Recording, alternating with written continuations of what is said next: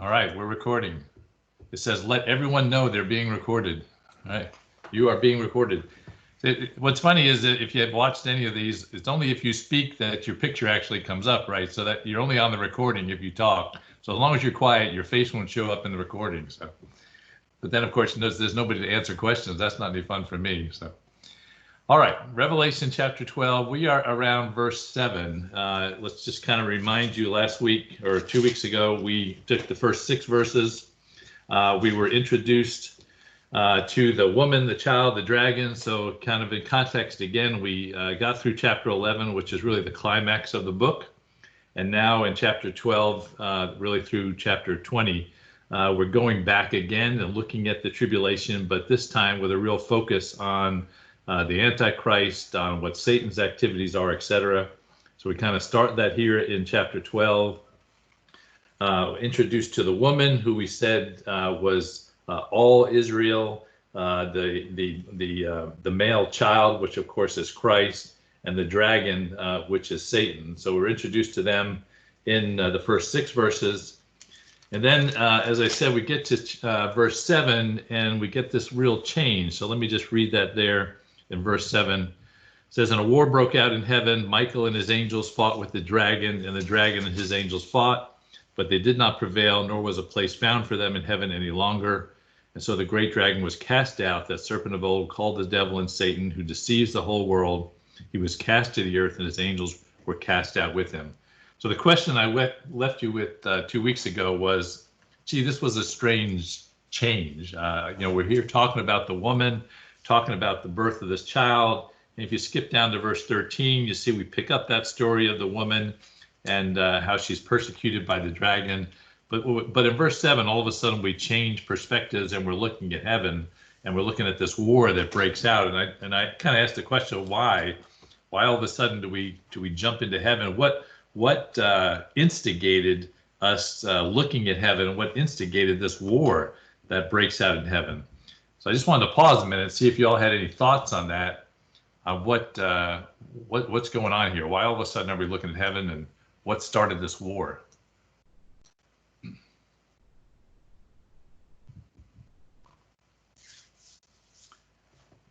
Now, I terrified you all by saying you were going to be on camera if you spoke, so nobody's going to answer my questions. Come on. Why are we looking at heaven, and what instigated this war?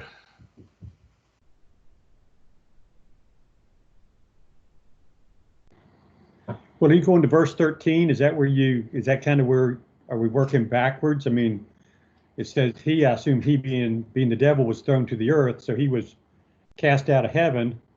And that could all have been done because Jesus, the Christ child, had been born, and he persecuted the woman but that may not be Mary. So I'm kind of grasping here, trying to give you something to think about. Yeah. So why? So listen, there's been a war going on between good and evil, since the beginning, right? That's not a surprise or anything new. But all of a sudden, we get this new war that breaks out in heaven between Michael and his angels against the dragon and his angels. And I'm just curious as to why all of a sudden do we have a war that broke out here all of a sudden? And David has some good thought. Go ahead. Are we in any kind of a time frame, because right before that it was talking about a time frame of 3.5 years, right? If I remember correctly. Is this the time where it becomes like, whoa, whoa, whoa? I mean, I'm throwing that out there. Like, is this now we're getting Satan's he's in here now where we hadn't seen it before, and things are worse now at this point? I'm throwing that out there. I think all that is true, but it doesn't explain to me kind of what instigated this particular war. But all those things are true, what you said, Debbie. It certainly is in that time frame. Okay. Tim's talking. I mean, is it because of, how this is I guess, I don't know. Again, I'm throwing it out there. Is it possible that this is what, I guess, how do I want to say it? This is God's vengeance. This is the time now. This is, how do I want to put it? You know what I'm saying? It's like, I know what you're saying. And And don't go there. Okay, I didn't know. Well, let me take you back So to in the- verse 5, actually. I And tried. the answer is, yeah, thank you for trying, really. I appreciate it. Go back to verse 5 and just remember what we've seen already. In verse 5, it says, she bore a male child who was to rule all the nations with a rod of iron, and her child was caught up to God and his throne. If you remember when we went through that verse, we said there's three things that are happening there, right? One is that the child was born, right? The birth of Christ, if you will, is there. And then you have ruling all the nations with a rod of iron. So that's, in the end times when he, the kingdom of this world have become the kingdoms of our Lord, as we saw back in 11:15, right? I mean, he then becomes the ruler. And then the last thing in that verse, it says, and her child was caught up to God and his throne. And we mentioned there that, this is the ascension, right? This is when Christ goes to heaven. So one of the explanations for why the war breaks out here is because we have here Christ actually returning to heaven. Christ returns to heaven after the death and resurrection, right? He returns to heaven. When he returns to heaven, Satan's there, and it's time for Satan to leave. It's time for Satan to leave heaven, and that's what we see as the result of this war that breaks out here in verse 7 and following. So that's just one rationale for it. Another one is, some say, well, this is just when Christ is born. That's why this war breaks out, and it really heats up the demons against Christians and things like that. So there's several different rationale for why this happened. I just wanted to let you think about it a little bit. It is just odd that we're talking about the woman, then all of a sudden we change perspectives and look in heaven. Because the other thing I just wanted to say here is that for us to realize that at all times and during all things, while we are caught up in what's going on earth, there's stuff going on in heaven, right? I mean, God and his angels are active. Satan and his demons are active. We only see what's going on here on the earth. We only see the perspective that we have. But this just reminds us that, things are going on the earth, but meanwhile, there's a whole war that's broken out in heaven because of the events that happened on earth. And so it's just an important perspective for us to have at all times, particularly in something like we're in right now, right? As many folks have said, this whole pandemic did not catch God by surprise, right? He knows what's going on. He's aware of it. There's still a battle going on over men's souls in heaven, and then this is just a part of the whole activity that's going on. So I just wanted to remind you that and just kind of show you this little curtain that's pulled back so that we can see what's going on in heaven. All right, so let's look a little bit closer at verse 7, though. So this war breaks out in heaven, and Michael and his angels fought with the dragon, and the dragon with his angels. So Michael here, most people understand this is Michael, the archangel. In Jude, verse 9, it identifies Michael as one of the archangels, so that's not a surprise here. If you remember back in our study of Daniel, there were several times where Michael came to the rescue, where you may remember the story. We can go look at it if you want, but you may remember the story. There was Daniel was waiting for an angel to come and help him. The angel got delayed because one of the demons interacted with him, and then Michael actually had to come in and help the angel out to overcome the demon, such that he could actually help out Daniel. So Michael is seen over and over kind of as a rescuer, as an angel stronger than other angels in order to help out. And so we certainly identify this as Michael. I will tell you, just for completeness, there are some people who believe that Michael here is actually Christ, but I just don't get there. It just doesn't make any sense to me. I really think this is Michael, the archangel, with his angels, and you see him fighting with the dragon. And again, the dragon has already been identified as Satan. We certainly see that. We'll see that even stronger in verse 9. But Satan is the dragon is Satan with his his angels, with the fallen angels, with the demons, if you will, and they've had this fight. And then verse 8, but they did not prevail, nor was a place found for them in heaven any longer. So if you remember but if you remember back to verse 4, we talked about Satan being identified as someone who was fighting against God and was thrown out of heaven at that point. And so here we see him being thrown out of heaven again.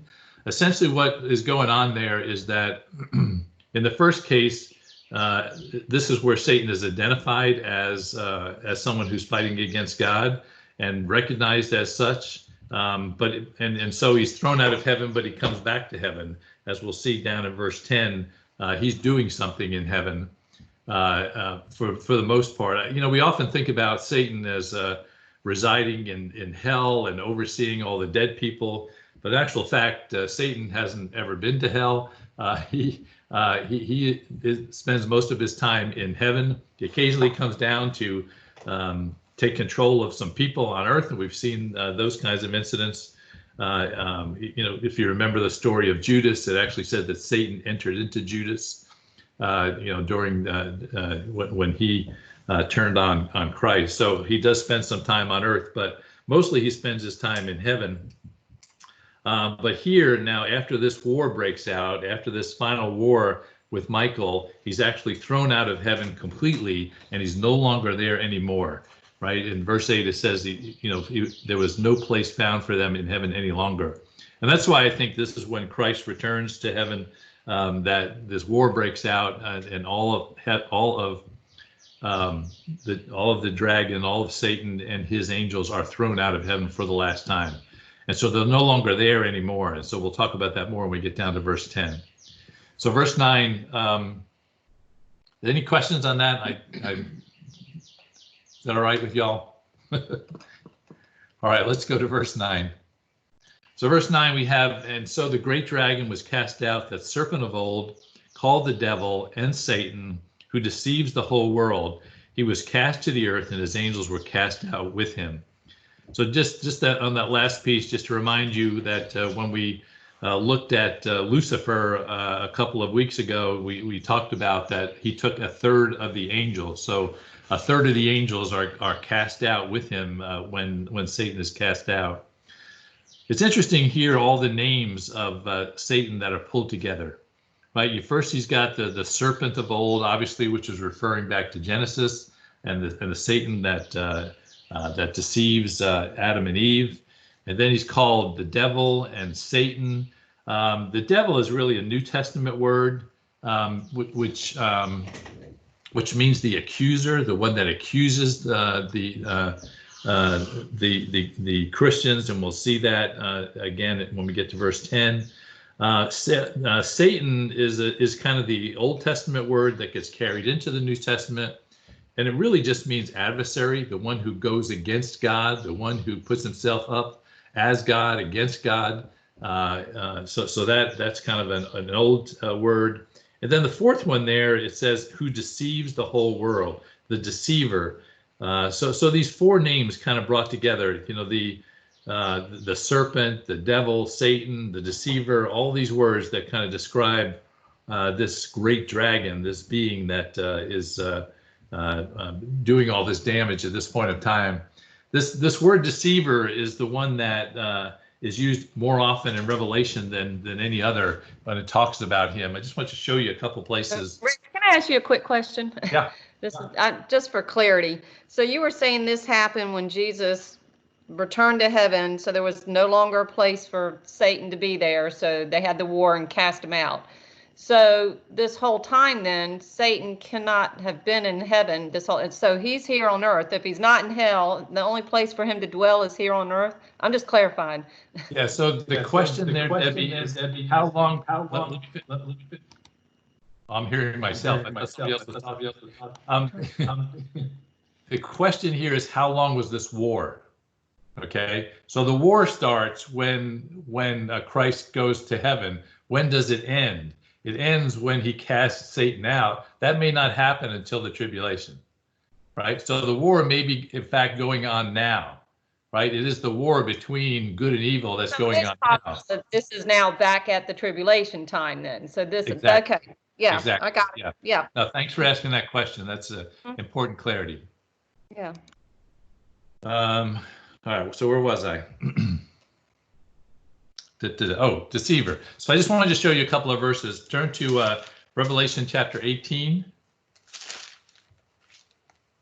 This should not come as a surprise to you. We've kind of seen this before and being talked about Satan as the deceiver, but I just wanted to show you this again in 1823.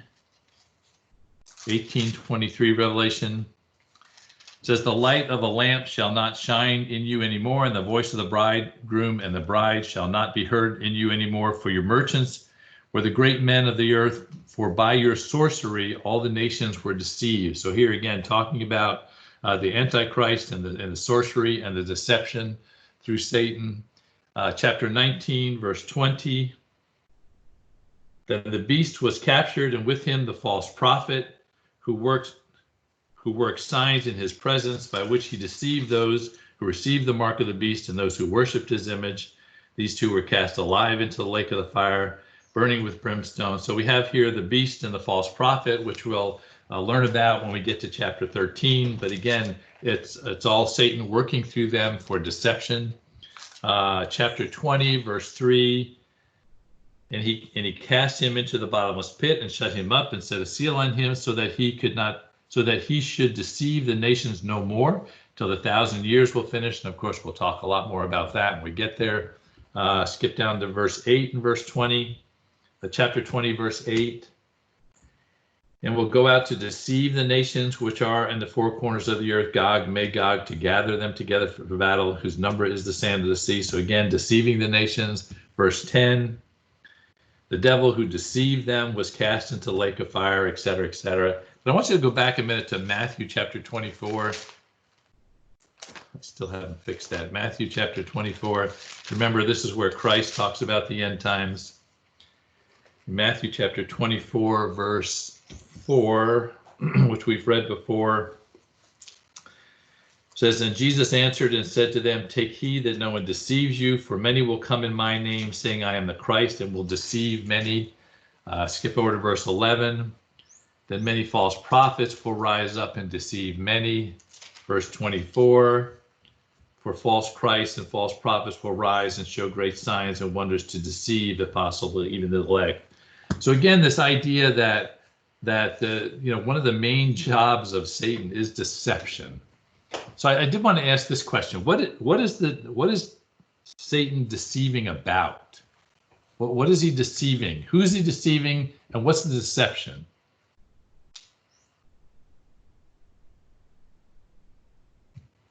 This may be obvious. I think he's deceiving us, and there's lots of things that, he deceives you in trying to make you believe that you're not good enough for God. We've talked a lot about fear. He makes you fear, and that's sinful. And so I think any place he finds a weakness in us, he finds a way to deceive us, to make us feel like we're not worthy of Christ's love.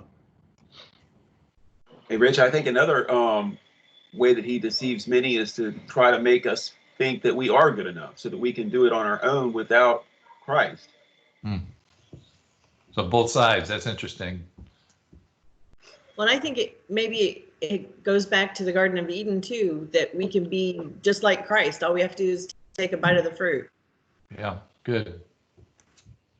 And I think it's also, Rich, interesting to look at the temptation of Christ and to see, how Satan even tried to deceive Christ in his mission, tried to turn him from his mission here. Good.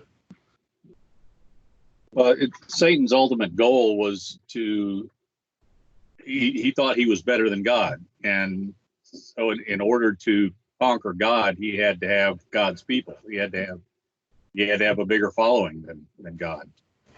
Yeah. So he's trying to coerce us onto his team. Yeah. Especially in this time frame, right? Yeah.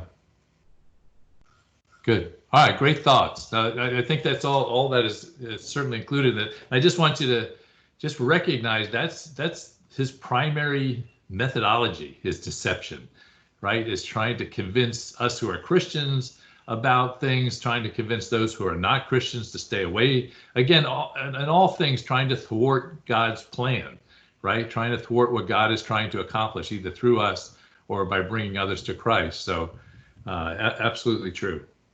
Right. The other thing I just wanted to mention here is that, so again, it says the angels were cast out with him, right? This whole group of angels are thrown out of heaven, and unfortunately, they're thrown down to the earth. So you got a third of the angels, and we don't know, there's multitudes and multitudes of angels, right? So a third of that multitude is thrown down. And then if you remember back to chapter 9, where we talked about the locusts and coming up, right? And that they were actually demons. We also talked in chapter 9 about 200 million more demons that came forth from the four corners. So at this point in time in the tribulation, the world is covered with demons. And in all honesty, I think this is what makes the tribulation. This is what makes it so bad, is the world is just covered with these demons. Now, the thing you have to remember is that demons don't have a bodily form, right? We had this picture of the locusts because they didn't know how to picture them. They only work through humans. They only work by getting into the minds and thoughts of humans to convince them to do things, to say things, to think things, right? So during this time of the tribulation, these demons are very active on earth, deceiving, twisting man's thoughts, etc. If you remember back in that time frame that it said that men essentially are going crazy, right, and wanting to kill themselves and all that because of the activity of these demons. So here, when you have a third of the demons coming out of heaven, thrown down to the earth, you have all these other demons coming up out of the pit, out of the four corners. You've got a mass of demons on the earth just running rampant at this time. So, all right, let me go on to verse 10. I keep referring to it because there's an important principle in here. In verse 10, so then I heard a loud voice saying in heaven, now salvation and strength and the kingdom of our God and the power of his Christ have come, for the accuser of our brethren who accused them before our God day and night has been cast down.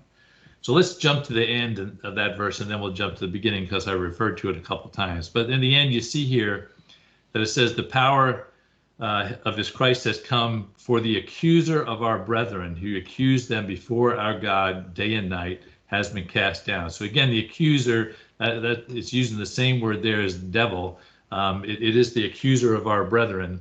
So this is what Satan's job has been, beyond directing the demons, beyond deceiving.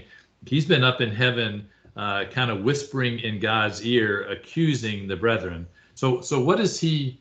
Maybe this is the same question we asked a minute ago, but what is he accusing the brethren of? What's the accusations that he's making to God?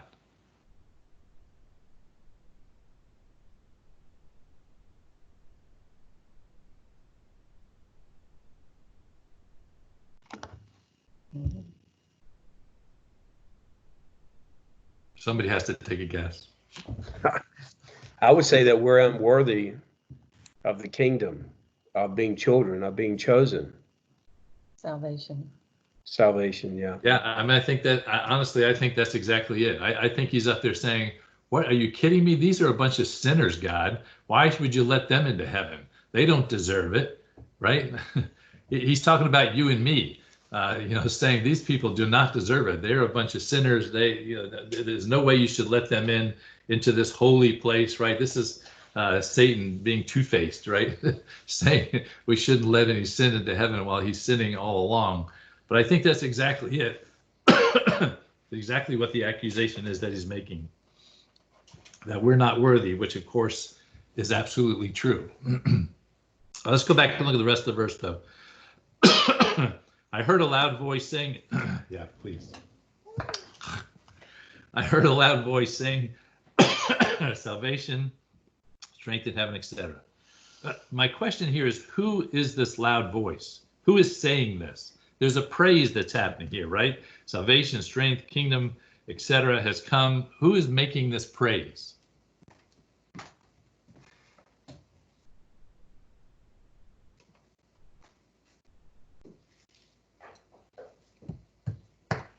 I don't know who it is, but I know that in the beginning, we talked about those who sing praises, and those were elders and creatures. But I don't know if it could possibly be one of them. Just throwing that out there. We don't know, I guess. We do know in this case. So, Okay. Anybody figured it out? I was wondering if it was Michael. Possibly. Nope, Uh. not Michael. This is Read the whole verse. Christians. Us.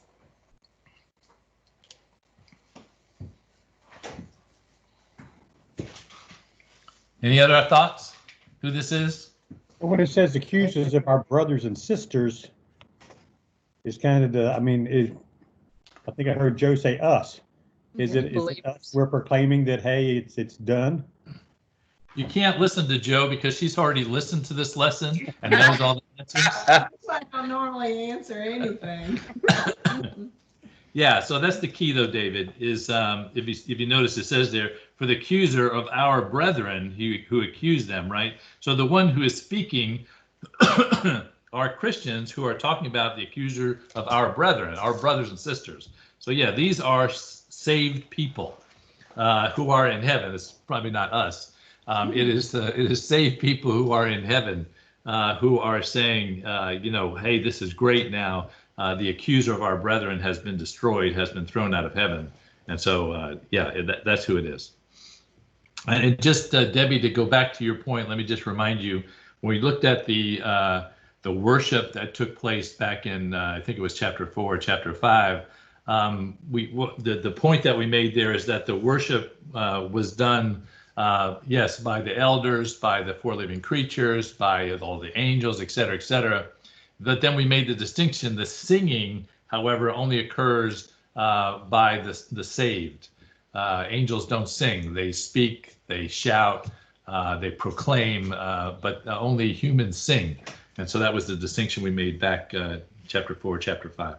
So here we have with a loud voice, but in this particular case, it is saved people who make this statement. So let's look at what they say. They say, now salvation and strength and the kingdom of our God and the power of his Christ have come. So the most important words in that statement are the last two, which is have come, right? Salvation has come. His strength has come. The kingdom has come. The power of Christ has come. So again, they're saying this has now happened. Again, back to Debbie's point earlier, this is when Christ ascends to the throne. Right, this is essentially when he kicks Satan out of heaven, and the kingdom of the world has become the kingdom of our God. Right, it's all connected to the same thing. When Christ wins the battle, and now salvation is complete, it is mature. His strength is fully shown. The kingdom is fully his, and the power of Christ has been completely shown. So that's an amazing praise. Kind of going back to chapter 11, verse 15, and what went on there. It's a praise over the same event, if you will. All right. Let me see if there's anything else I need to say about that. All right, let's go to verse 11. And they overcame him by the blood of the Lamb and by the word of their testimony, and they did not love their lives to the death. Right, so they overcame him. They overcame Satan. How? By what means? This is an easy question. It's the blood of the Lamb. Right. He actually says three things there. Right. By by the blood of the Lamb, by the word of their testimony, and they did not love their lives unto death. But what's interesting here is we have this war that breaks out in heaven, that what wins the war is the blood of the Lamb, the word of their testimony, and they did not love their lives unto death. This is not one with swords and spears and those kinds of things. It's won by the blood of the Lamb. So the blood of the Lamb is a huge theme that we see in Scripture over and over again, particularly in the New Testament.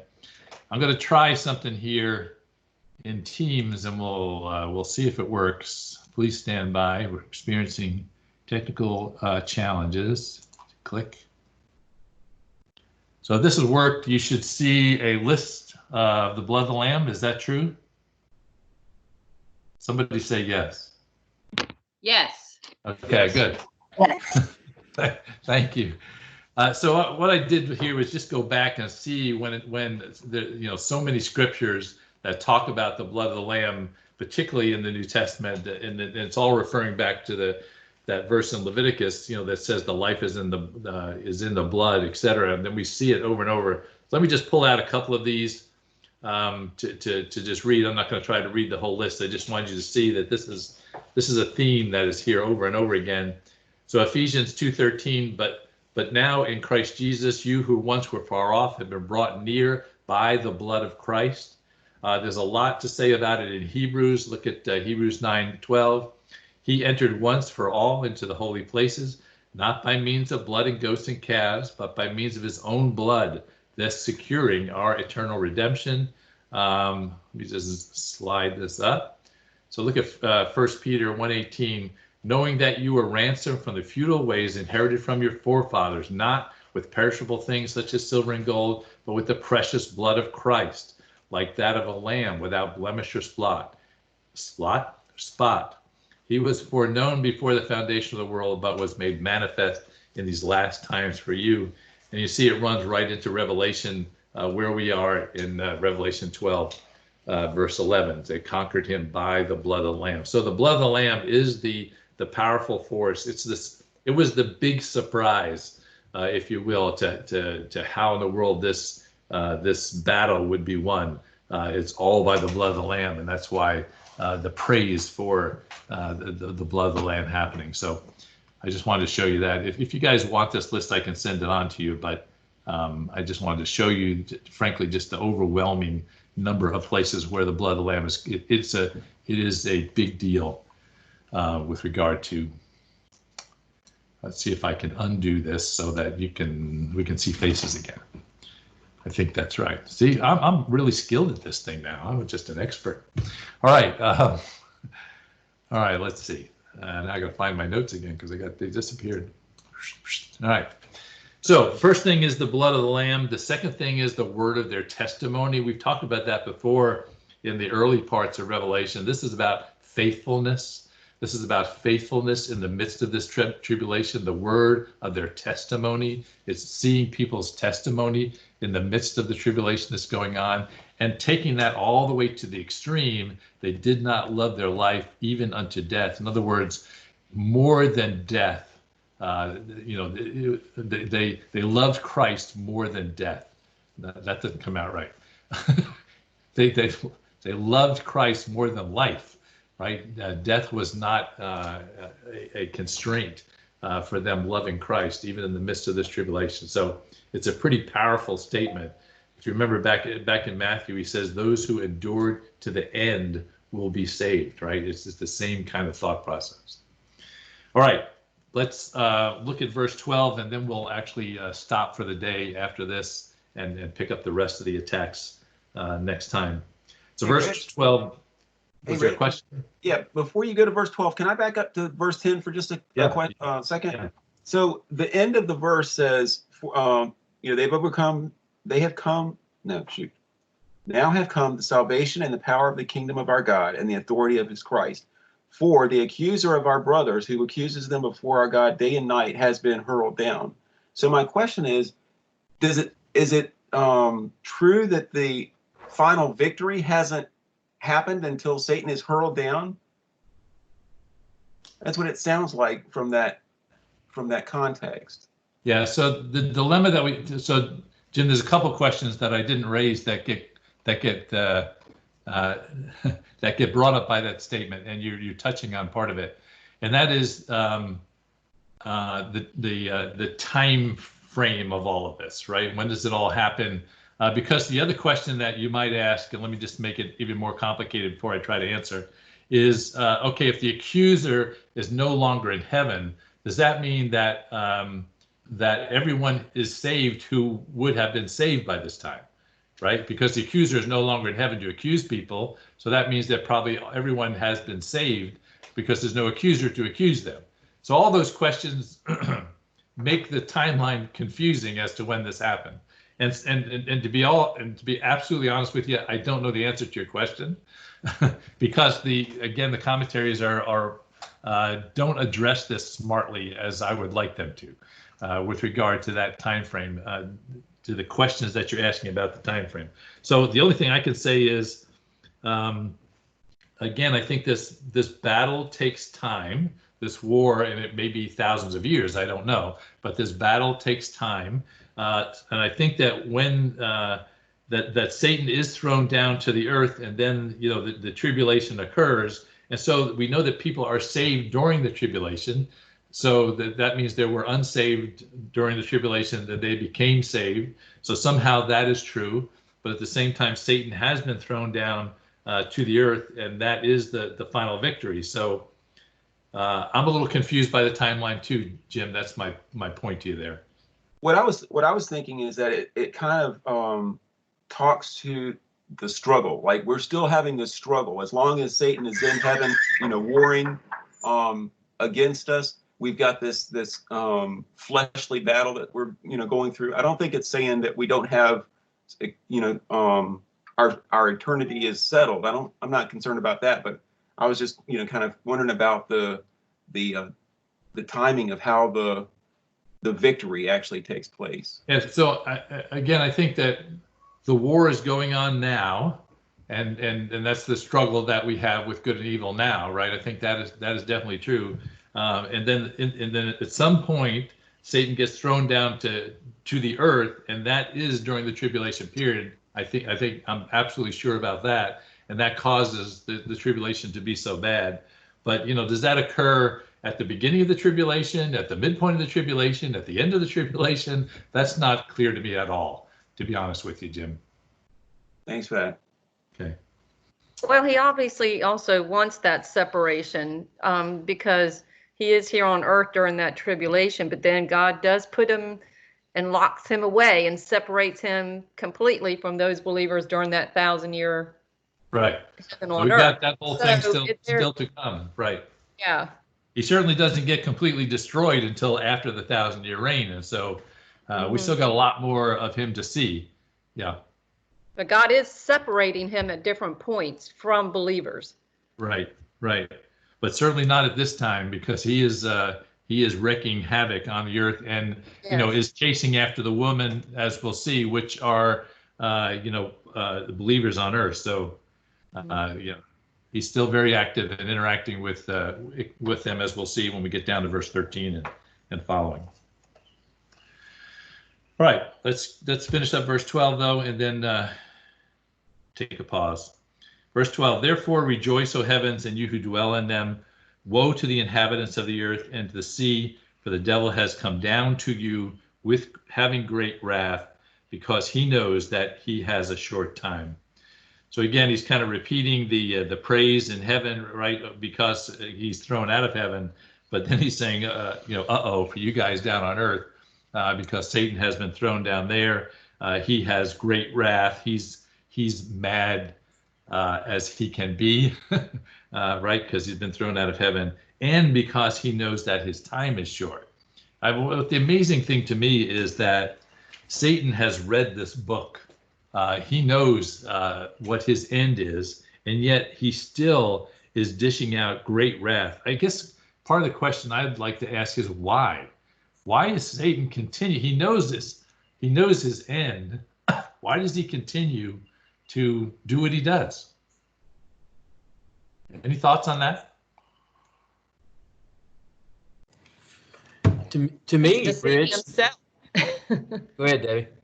No, I was just saying he's deceiving himself. It's all about pride, and he's deception, and he thinks he can do it. It's pride, and That's what I was going to say. I think he sees it, but he's still thinking he can change it. That he's going to be able to fix it, and overcome. He just doesn't realize he's seen the end, but he just doesn't realize. And I think he enjoys deceiving us. That's good. That's the one I hadn't heard before. That's a good one. There's one other thing I think. It's just his nature. Yeah. Well, I look at it as like he's the naughty child. He knows ultimately he's gonna go to bed, but he's gonna do everything he can to fight it. Yeah. And Shannon's on. Yeah, I've been on for a while. Thank you. I joined about 40 minutes ago. Okay. By the way, any update on you, Shannon? Anything we need to know or pray about? Everything's good with me. The only thing I would love for people to pray about is my daughter sold their condo and that deal fell through on Friday at the last minute. So they're very disappointed and disheartened. They've already moved into their new house this week, so they were counting on all of this to go smoothly. And of course, God had a different plan. But she knows everything happens for a reason and a purpose, and they're trying to stay upbeat about it. But just pray that they can find another seller fairly quickly. And that's it. Okay, good. Thank you.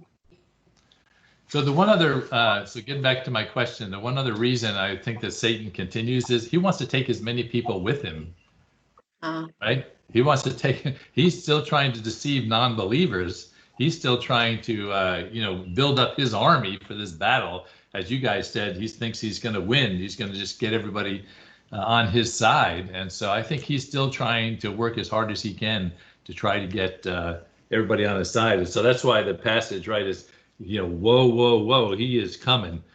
He's coming with great wrath. He knows he's got a very short amount of time. He's got to get as many people to his side. He thinks he can still win this battle. It is part of his nature. I mean, all those things that you said.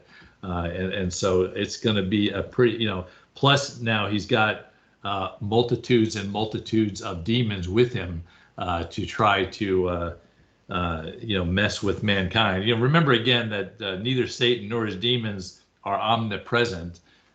So they one by one have to work on humans as they do. So we'll see a lot more of that when we get into chapter 13 and 14 and start talking about the Antichrist and what he's doing. But yeah. All right. I think with that we'll pause and we'll get back to the persecution of the woman next time that we get together. But again, I just want to remind you that this whole, let me say this. I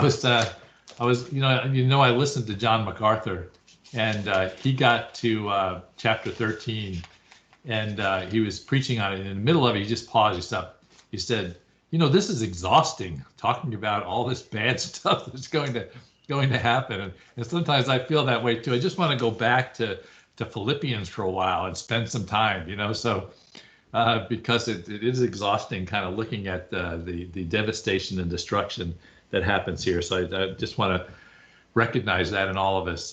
But again, it's supposed to, the whole point of it is to bring us hope that God will avenge, God will judge. He does win in the end. All those things are true.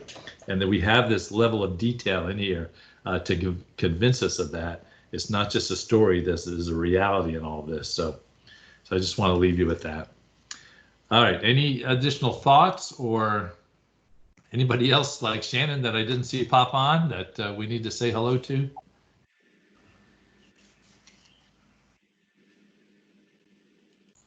Well, we're supposed to have a beautiful day. Get outside and don't talk to anybody.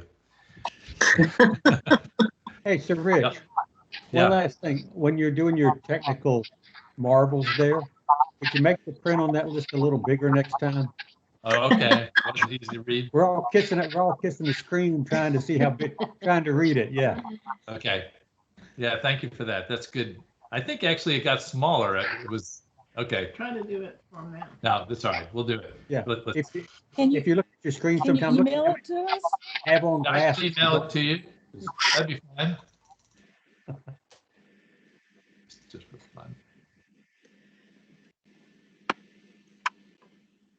How's that? Hey. You're good. All right, Oh, I'll email much better. I'll email it to you. That was just for fun. I'll email it to you so that you can have it in case anybody who wants the details. All right, y'all have a good week. Love you. Looking forward to hugging your neck sometime. Maybe that'll be 2 years from now. I don't know how this all works out. But y'all take care. Thanks, Rich. Yes. Thank you. Bye. Now, bye, everyone. Bye. Bye. Bye.